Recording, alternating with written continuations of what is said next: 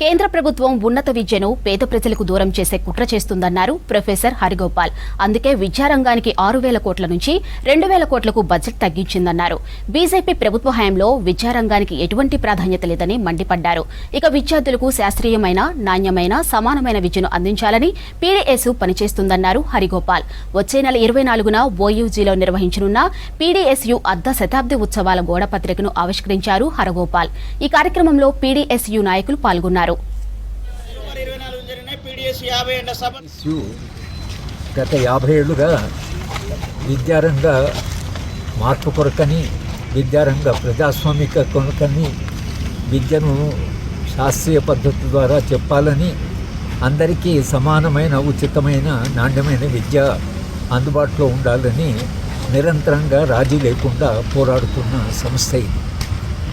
50 ఏళ్ల ఘన చరిత్ర కలిగినటువంటి విద్యార్థి సంస్థ వచ్చే 50 ఏళ్ళలో నిర్వహించవలసిన పాత్ర, ఒక చరిత్రాత్మకమైన పాత్ర వాళ్ళ మీద బాధ్యత ఉన్నది.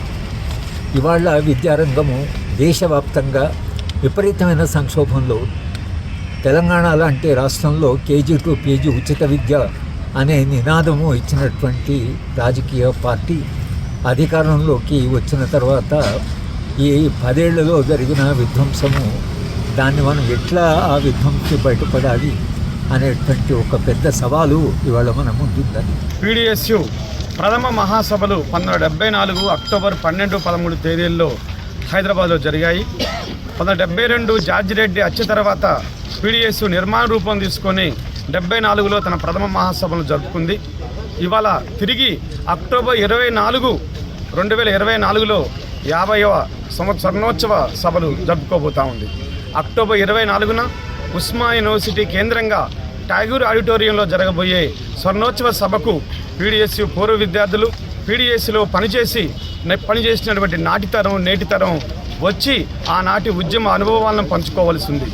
పీడీఎస్యు ఏర్పడిన ఈ 50 ఏళ్ల కాలంలో విద్యారంగంలో అనేక రకమైన ఉద్యమాలు వచ్చాయి. విద్యారంగంలో అనేక రకమైన మార్పులు కూడా వచ్చాయి. సాధారణంగా ఒక విద్యార్థి సంఘం విద్యార్థి ఉద్యమాలపై పోరాటం చేయటం ఆనవాయితీ, పోరాటం చేస్తుంది. కానీ పీడీఎస్ లాంటి సంఘం కేవలం విద్యార్థులపైన, విద్యార్థి ఉద్యమాలపైన, శాస్త్రీయ విద్యపైనే కాకుండా సమాజంలో ఉన్నటువంటి కార్మిక, కర్షక, రైతాంగ పోరాటాల కోసం, ప్రజా మార్పు కోసం ప్రజా పోరాటాలు నిర్వహించి గ్రామాలకు తరలండి అనేటటువంటి ఒక నినాదాన్ని ఎత్తుకున్నటువంటి ఒక విద్యార్థి సంఘం తెలుగు రాష్ట్రాల ఉద్యమ చరిత్రలో ఏదైనా ఉందంటే అది పీడీఎస్. చరిత్రలో అనేక యుద్ధాలను చూశాం.